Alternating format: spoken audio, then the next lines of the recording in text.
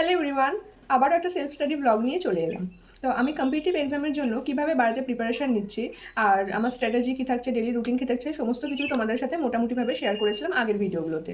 তো আজকে আমি শেয়ার করব এক্সাম হলে কিভাবে আমি টাইম মেনটেন করি, একদম এক্সামের শুরু থেকে শেষ অবধি আমি কী কী করি সেগুলো সমস্ত কিছু তোমাদের সাথে শেয়ার করব। সামনেই এনটিপিসি আন্ডার গ্র্যাজুয়েটের এক্সাম, আর ওই 12 দিন মতো আছে। তো এই কদিনের মধ্যে তোমরা, আমি এখন বলছি তার কারণ যাতে মক টেস্টগুলোতে তোমরা অন্তত এক দুটোতেও অ্যাপ্লাই করে দেখতে পারো যে আমি যেভাবে এক্সাম দিই সেভাবে এক্সাম দিয়ে তোমরা টাইম ম্যানেজমেন্ট করতে পারছো কিনা। যদি না পারো তাহলে তোমরা তোমাদের মতো একটা স্ট্র্যাটেজি মেনটেন করে এক্সাম দিতে পারো। তো যাদের বাড়ি এক্সাম সেন্টারের কাছাকাছি বা এক্সাম সেন্টারে যেতে তাদের ট্রেন বাস ব্যবস্থা ভালো আছে, বেশি প্রবলেম হবে না বা বেশি টাইম লাগবে না, তাদেরকে আমি সাজেস্ট করবো যে আধ ঘন্টা বা 1 ঘন্টা আগে যেতে। আমি কিন্তু সমস্ত এক্সামের আগে, সে যে শিফটেই এক্সাম হোক না কেন, গেট এন্ট্রির আধ ঘন্টা বা 1 ঘন্টা আগে কিন্তু আমি পৌঁছে যাই। কারণ তখন থেকে এক্সাম স্টার্ট না হলেও তোমার মেন্টালি প্রিপারেশনটা কিন্তু তখন থেকেই স্টার্ট হয়ে যায়। তাই আমার মনে হয় ধীরে সুস্থে কোনো টেনশন না নিয়ে টাইম হাতে রেখে যাওয়াই ভালো। আরেকটা ইম্পর্টেন্ট কথা, গেটের বাইরে অনেকেই দেখি ফোন বা বই নিয়ে পড়াশোনা করছে। তো আমি সেটা বারণই করবো, কারণ দেখো বাড়িতে যতটা প্রিপারেশন নিয়েছি সেটা ঠিক আছে, বাট ওখানে গিয়ে তুমি যদি পড়াশোনা করো তাহলে টেনশন তো বাড়বেই, তার সাথে সাথে কনফিউজও হয়ে যেতে পারো এক্সাম হলে গিয়ে।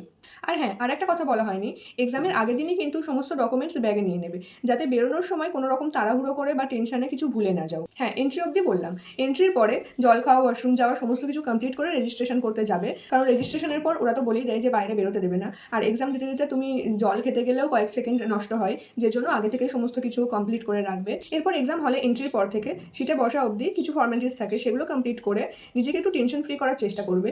যে যেমনই এক্সাম হোক, যেমনই কোয়েশ্চেন আসুক, যে কটা পারবো চেষ্টা করবো, নিজের 100% দেবো।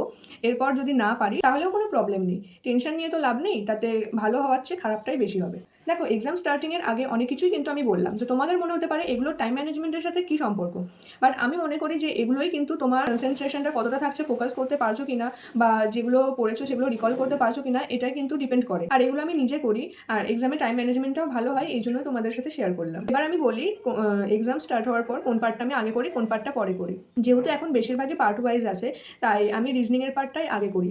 যেহেতু বেশি টেনশনের সময় এক্সামের মাঝের দিকে বা এক্সামের শেষের দিকে যদি রিজনিং করি, ব্রেন আরও পাজলড হয়ে যায়, যেই কারণে আমি একদম প্রথমের দিকেই রিজনিং করার চেষ্টা করি। তো আমি এনটিপিসি আন্ডার গ্র্যাজুয়েট এক্সামের কথা মাথায় রেখেই বলছি, যেহেতু 30 নম্বরের রিজনিং আসে, আমি 25 মিনিট টাইম দেবো। এর মধ্যে যে কোয়েশ্চেনগুলো আমার মনে হবে খুবই টাইম কনজিউমিং, সেগুলো মার্ক অ্যাজ রিড করে আমি এগিয়ে যাব। তারপর ম্যাথে আমি টাইম দেবো, 30 নম্বরের ম্যাথ থাকে 25 মিনিট। এটাতেও সেম করবো, যেই ম্যাথগুলো আমার মনে হবে একটু বেশি টাইম লাগবে সেগুলো মার্কাস রিড করে আবার এগিয়ে যাব।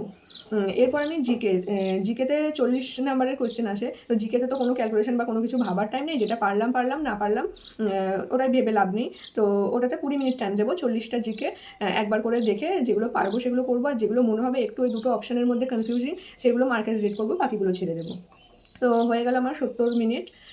আর 20 মিনিট বাকি থাকছে। 10 মিনিট আমি যেগুলো ম্যাথ আর রিজনিংয়ে মার্কেস রিড করেছি সেগুলো করবো, জিকের নয় কিন্তু। কারণ ম্যাথ আর রিজনিংয়ে যেগুলো মার্কেস রিড করেছি সেগুলো আমি একটু ক্যালকুলেশন করলে সঠিক উত্তর পাবো, বাট জিকেতে আন্দাজে দিলে ওটা সঠিক নাও হতে পারে। আর একটু ক্যালকুলেশনে টাইম দিলে অনেকগুলোই পারা যায়।